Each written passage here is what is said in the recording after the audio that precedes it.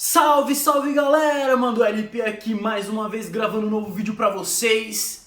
E gente, parece que eu tô realmente na semana Warner Bros, porque primeiro foi Barbie, semana não, né? É quase mês Warner Bros.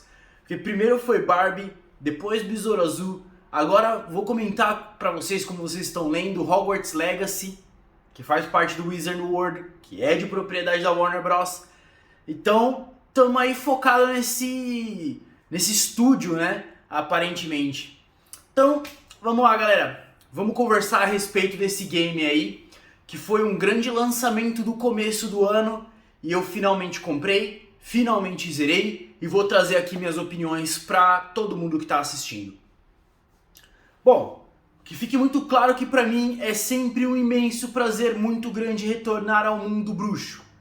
É claro que, infelizmente, como a grande, talvez única franquia de sucesso da Warner, esse mundo já foi explorado à exaustão. Não que tenha sido bem explorado, claro, mas já foi sim explorado à exaustão. Nós temos aí a franquia principal que a J.K. escreveu, nós temos a saga Animais Fantásticos, nós temos aí esse jogo agora, além de outros jogos que já tiveram da franquia, mas talvez esse disparado seja o melhor e maior, assim, talvez mais ganancioso projeto. E também tem aí a provável série, reboot e tal, e várias coisas que estão dizendo aí que podem acontecer no futuro da franquia, que só nos resta aguardar para ver. Por enquanto, vamos focar aqui no jogo. Para contextualizar um pouco para vocês, esse jogo ele primeiro, inicialmente, ia sair ano passado, na mesma janela de lançamento de God of War Ragnarok. Só que no fim das contas ele acabou sendo adiado para sair no começo desse ano. Próximo do meu aniversário, inclusive, se bem me lembro, dia 10 de fevereiro. Antes de mais nada, eu quero trazer aqui para vocês, né, antes da grande conclusão, na real, o primeiro tópico que eu quero falar para vocês aqui é o gráfico. E assim, o jogo ele é bem bonito, tá? Ainda que eu sinta que ele não consiga, nem visualmente, nem sonoramente falando, extrair todo o potencial que o PS5 possui. Sim, eu joguei ele no PS5, sou muito muito afortunado de poder ter o console da geração. E eu senti que não tirou todo o potencial que possui, tá? E eu acho que é aí que começa o primeiro problema do jogo, já que algumas vezes ele sofre com renderização de locais específicos, né? E a gente acaba vendo, por vezes, eu estou usando termos aqui, renderização, e vou usar outros ao longo do vídeo, eu quero deixar só aqui aberto em parênteses, que eu nem tenho certeza se são esses os termos, mas beleza, vamos fingir que é e vocês vão entender porque eu vou sempre explicando, detalhando qual que é, né, o problema, não só usar a expressão. Mas enfim, fim do parênteses aqui. O que acontece? Por vezes você entra num cenário, seja de batalha ou simplesmente na parte de exploração, porque a gente sabe que normalmente batalha, o cenário ele é meio que específico. Mesmo que você esteja vindo numa masmorra, você vê que o ambiente se prepara para suportar uma luta. Não é aleatório assim em qualquer lugar, tem uma preparação prévia, digamos. E aí quando você chega nesses lugares, você, tanto de luta quanto, enfim, só explorando mesmo, por vezes eu me deparava com imagens quadriculadas ainda. E eu tinha a sensação que era como se o PC não tivesse preparado a imagem, por isso que eu acho que é problema de renderização, né? E às vezes você vê essa textura quadrada e a coisa... E aí por que eu digo quadrada? Sem a superfície, por exemplo. Você está escalando uma superfície de rocha para chegar na outra parte do cenário. Essa rocha tem vários quadradinhos e ela tá grosseira, ela não tá polida, a imagem não tá perfeita como poderia ser, como deveria ser. E infelizmente isso acontece com mais frequência do que eu acho que seria até o ideal, sabe? Eu entendo que de vez ou outra isso aconteceria, tranquilo, só que quando começa a se repetir várias vezes, não é bacana. E nessa da renderização também, um outro problema que acontece muito é, por exemplo, você tá fazendo uma viagem rápida e aí você chega num cenário, eu sei se é spoiler ou não. Ah, não, foda-se, vou soltar aqui. Você tem a sala precisa lá que você vai utilizar. E meio que você decora ela a seu gosto. Então assim, você faz uma viagem rápida para chegar na sala precisa. Eu tinha lá uma estátua que eu deixava de enfeite. Na hora que eu entrava, a estátua simplesmente, pum, caía no chão. Eu nem lembro se o roteiro que eu tô olhando aqui, eu vou falar isso mais pra frente, mas se eu falar eu repito. Se eu tiver que dizer mais pra frente, eu vou repetir. Mas enfim, ela simplesmente caía no chão, então ela brotava do nada e isso fazia com que a física do jogo derrubasse ela. E ela tava toda, como eu falei, quadrada, não tava polida, não tava certinho. Aí passava um tempo, eu ia me aproximando, ela ganhava a textura que tinha que ganhar, né? Renderizava. Então pra mim eu enxergava isso como uma coisa, eu enxergo isso como um ponto negativo do jogo, né? Passado isso, a gente fala da jogabilidade dele. Eu acho que, sob um ponto de vista, é interessante você poder customizar seu personagem à vontade. E assim, você customiza toda a aparência dele, tudo, e também customiza a sua varinha que você vai usar. Parece, eu não tinha conta, né, mas parece que tudo isso, essa parte de varinha, até a casa, tem uma certa ligação com Pottermore, eu acho que é o nome do site. Eu não posso entrar muito em detalhes sobre isso porque eu não tenho a conta e acabei não linkando. Mas quem quiser pode completar aí nos comentários, né? Eu sei que o Gi vai assistir esse vídeo, que ele já falou que estava muito afim de assistir. E ele pode dar a informação certinho pra mim dessa conexão que você tem até com o link externo, com o site. Mas, enfim, eu acho isso legal. A parte da customização da varinha ela é cosmética, tá? Você tem lá os 3 grandes núcleos, que é o pelo de unicórnio, fibra de coração de dragão e pena de fênix. E você tem várias madeiras diferentes, graus de flexibilidade, comprimentos. Isso não muda em nada no decorrer do jogo, tá? Da história. Só serve realmente pra cosmética. E deixa eu ver o que mais. O jogo ele é, claro, evidente, um dos principais pontos. Ele é um mundo aberto. Então tem bastante coisa pra você fazer, muita coisa pra explorar. Vários pontos de interesse ao longo do mapa, que relativamente achei bem grandinho, tá? Eu achei ele, talvez não seja um dos maiores que eu já vi, mas eu achei ele bem grande. E também o estilo RPG que o jogo possui, ele te dá um leque muito grande de magias, e magias bem versáteis. Então, sei lá, não sei números aí, todo mundo sabe, eu acho que quem acompanhou, quem tá por dentro, viu que teria as 3 imperdoáveis, realmente tem. Tem, cara, magias consagradas aí da franquia de filmes como Expelliarmus, né? Arresto Momentum, que eu não vou dar aqui referências. Quem tiver afim, quem conhecer já vai saber, eu vou estar só ensinando o padre a rezar a missa, né? Repetindo. Então a gente tem várias magias conhecidas, incêndio, confrigo, várias mesmo, e todas elas são muito versáteis, Accio, e elas têm subcategorias diferentes, magia de ataque, suporte, enfim, e várias utilidades para elas, tanto dentro quanto fora de combate, resolução de puzzle. Isso eu acho sensacional, de verdade. E você tem assim a possibilidade de usar, são 16, você tem 16 slots ali e pode ir equipando as magias e trocando cada uma delas. Isso é muito legal, abre assim um leque imenso de possibilidades para fazer, do que fazer, né? E você pode, tipo, realmente fica a sua cara, a sua próprio gosto e vontade como você vai fazer. Pô, vou ficar mais no suporte, vou ficar 100% ataque, vou equipar as imperdoáveis, enfim. Eu acho isso muito legal também. E tem também, ele meio que sofre de um problema que não é um problema, porque assim, quando esse problema acomete todos os jogos de mundo aberto, ele não é um problema, ele é uma característica, né?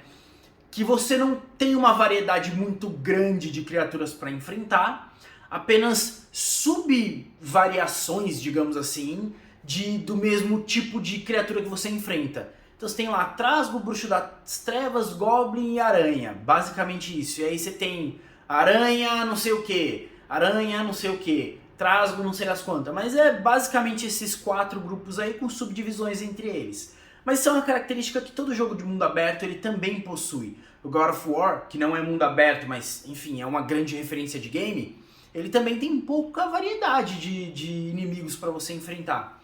E de qualquer maneira não chega a ser um demérito, é só realmente um ponto a se destacar nisso. Mas ele tem o que eu acho muito legal, que é um ponto de qualidade, várias criaturas, talvez não seja assim, nossa, meu Deus, mas eu acho que é bastante, eu achei que são 12 no total, para você meio que domesticar, você cria elas e elas te dão a possibilidade, né, com itens que elas soltam, de você fazer modificações de roupas. E eu achei muito legal isso, muito interessante mesmo.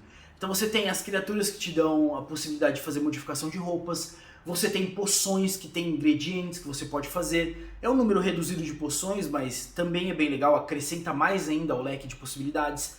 Você tem plantas que você pode cultivar tanto para te auxiliar na luta, no combate, quanto para servir de ingrediente para essas poções. Assim, acaba que fica uma variedade muito grande de possibilidades que você pode ter nesse jogo. Também quero falar dos puzzles, que eles são abundantes e na maioria das vezes são bem legais, tá? É muito bom, é muito divertido você resolver.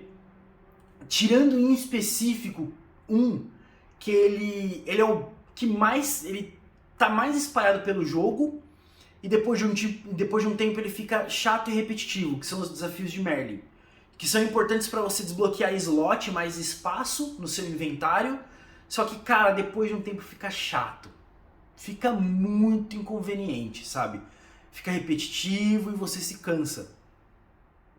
Na parte do combate, como eu já tenho falado até agora, ele é versátil e te possui e te permite várias abordagens diferentes, o que é legal, é show, é um ponto muito positivo. Porém, na minha leitura, e o Gia aqui sentou comigo e nós finalizamos ali praticamente o jogo juntos, né? Ele sofre muito pelo combate ser ridiculamente fácil, bicho. Eu quero falar assim, eu tava jogando no modo normal. Nem muito difícil, mas não tava também história ou fácil, enfim. E eu tava achando ele muito de boa, sabe? Eu realmente só morria por besteira, por detalhes assim, tipo... você subiu numa plataforma ali, um negócio de pedra que se liga numa ponte estreita de madeira e tem um inimigo do outro lado. E aí você lança magia, só que cada vez que você lança magia, você vai dando um passo pra frente. Eu acabava morrendo porque eu não prestava atenção no caminhar do meu personagem. Ele ia e aí caía no chão e morria, sabe? Tipo, caía no precipício e morria. Então assim, eu não morria porque o cara tava me atacando, tava batendo. Eu morria porque eu tava distraído. E aí, além de ser muito fácil essa parte, o combate em si, você ainda tem a possibilidade da poção de cura, de recuperar fora do combate. E assim, cara, ficava muito fácil. E depois que você aprende a Maldição Imperdoável, eu vou te dar um toque aqui. O jogo passa a ser ridículo. No sentido de que, cara, Maldição Imperdoável quebra def. Não interessa o escudo que o cara esteja usando, você quebra. E, inclusive, né, meio que é o que esperado, né, mas, por exemplo, a última maldição, a Avada Kedavra, é hit kill, cara. Bateu, morreu. Tem alguns poucos inimigos que ela não vai matar, mas é hit kill na maioria. Na vasta maioria, 99,9%, deu o ataque e ele morreu. O que é legal, que acaba compensando um pouco na parte do Avada Kedavra, é que o cooldown dele é mais demoradinho assim. Só que, cara, se você fizer lá a combinação direitinho, nem é problema. Então, essa é talvez o ponto mais fraco do jogo, na real. Mas enfim, vamos em frente que depois eu dou a conclusão certinho. Enredo, tá? Vamos passar agora pro enredo. Eu acho que talvez é a parte onde o jogo mais acerta. Eu amei o enredo do jogo. Ele é muito bom, sabe? A história mesmo é divertidíssima, é muito legal. A gente vê nessa história uma expansão do cânone, né? Pra mim. Então você tem...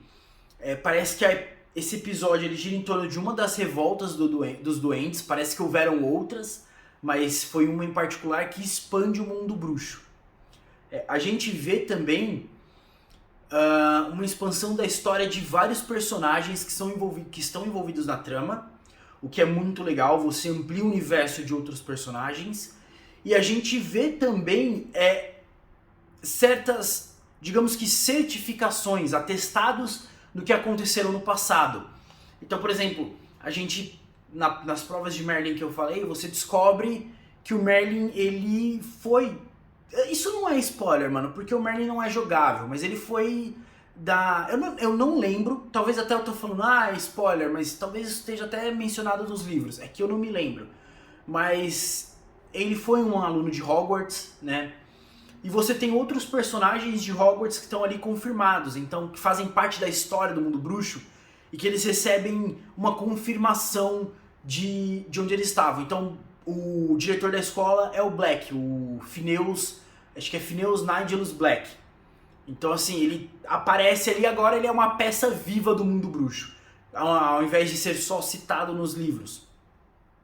E isso eu achei interessante, conseguiu expandir o mundo bruxo, galera, de um jeito que os filmes de Animais Fantásticos tentou, estava proposto e infelizmente não conseguiu. Por quê? Porque o filme acabou vacilando por outras questões, que eu poderia conversar com vocês sobre isso, mas enfim, se vocês quiserem, eu faço outro vídeo a respeito. Só que, claro, eu preciso dizer que tem alguns furos no roteiro, justamente porque é uma coisa que tendencialmente vai acontecer quando você tem uma trama que foi estabelecida num período de tempo e você quer puxar pra trás. Só que eu não posso falar sobre isso porque senão eu estaria dando um spoiler, tá? Realmente, vocês precisariam jogar o jogo pra poder ver. Pra concluir, eu quero dizer pra vocês que apesar de ser um jogo muito divertido, ele possui vários e vários problemas. Então assim, o jogo ele tá fácil demais na minha opinião. Ele tem os problemas de renderização, os problemas gráficos no cenário. Ele tem um problema que assim, não vou dizer que é um problema, mas é chato, porque assim, ele demora, problema de gente rica, né, dá pra dizer assim, porque, qual que é o problema do jogo? Que problema é esse, LP? Cara, ele demora com tela de carregamento, ele demora pra carregar certas horas, e eu tô jogando isso no PS5, por isso que pra mim é chato. É um problema de verdade? Talvez não, mas incomoda um pouquinho porque eu tô no PS5 eu não esperava. Venho de God of War, venho de Horizon, Spider-Man Miles Morales e vários outros jogos aí de PS5 que simplesmente é instantâneo, não tem esse problema de tela de carregamento.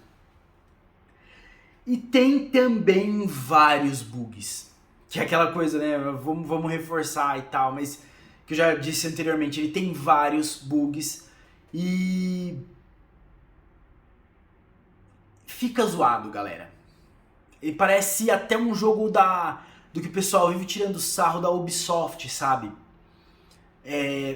Porque assim, tem momentos ali, eu lembro que eu tava num diálogo de uma missão secundária, e esse diálogo ele não era numa cutscene, ele era um diálogo em que você... porque a cutscene ela vai meio que, ela vai travar o jogo, né? Pra rolar o filminho. Nesse caso não, nesse caso o jogo não travava, você tinha o envolvimento do cenário de certa forma. E aí eu lembro que você ia conversar com o personagem e do nada esse personagem, imagina aqui, minha mão é o cenário e aqui os dedos são o personagem ficava assim, ó, vum, vum, vum, vum, e falando. Aí eu fiz até um giro de câmera, né, que permitiu, e aí na hora que eu voltei, que eu girei em torno do próprio eixo, o personagem estabilizou e voltou a conversar normal. Então assim, é muito bug, cara, o jogo tem muito bug, precisa passar por uma correção pra dar uma melhorada nisso. No final eu nem sei que nota que eu daria pra esse jogo, tá galera? Porque, sei lá, por um lado ele foi muito bom, só que por outro ele tem vários erros. Então, não sei, eu fico com essa conclusão meio aberta. Eu adorei o jogo, ele tem vários pontos positivos como versatilidade, grande número de magias, grande número de criatura, possibilidade de customização de roupa, e várias coisas muito legais, uma história muito boa. Só que por outro ele tem muita coisa técnica ali, tipo renderização, tipo bug, que, cara, faz perder muita força. Mas eu recomendo pra vocês jogarem no final das contas, tá? Só que assim, do jeito que tá, e com a facilidade que ele possui, por exemplo, não ser um desafio, inclusive na parte de resolução de quebra-cabeça, onde tem várias e várias dicas, eu recomendo não pegar em preço cheio, nesses 350, 400 conto. Eu consegui alguns descontos aí no Carrefour e tal, com o cupom que eu tinha, pagamento em Pix, e aí paguei, no final das contas, paguei 150 reais no jogo edição física. Inclusive, vou fazer um corte aqui rapidinho. Tá na mão. Jogo edição física Deluxe, versão PS5. Eu consegui pegar por 150 reais. Porra, valeu demais.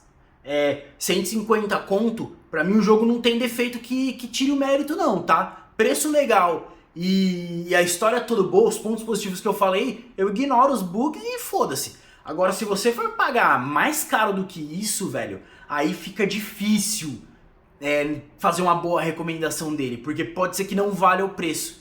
Ou no final das contas acabe não valendo e estragando mais ainda a sua experiência por conta desses defeitos dele. Mas no final das contas eu gostei muito, eu me diverti bastante jogando. Eu recomendo pra vocês, joguem, comprem, joguem e tentem não pegar preço cheio, porque aí pode ser que não valha, pode ser que você se arrependa. Beleza, galera? No mais é isso, falou e até a próxima.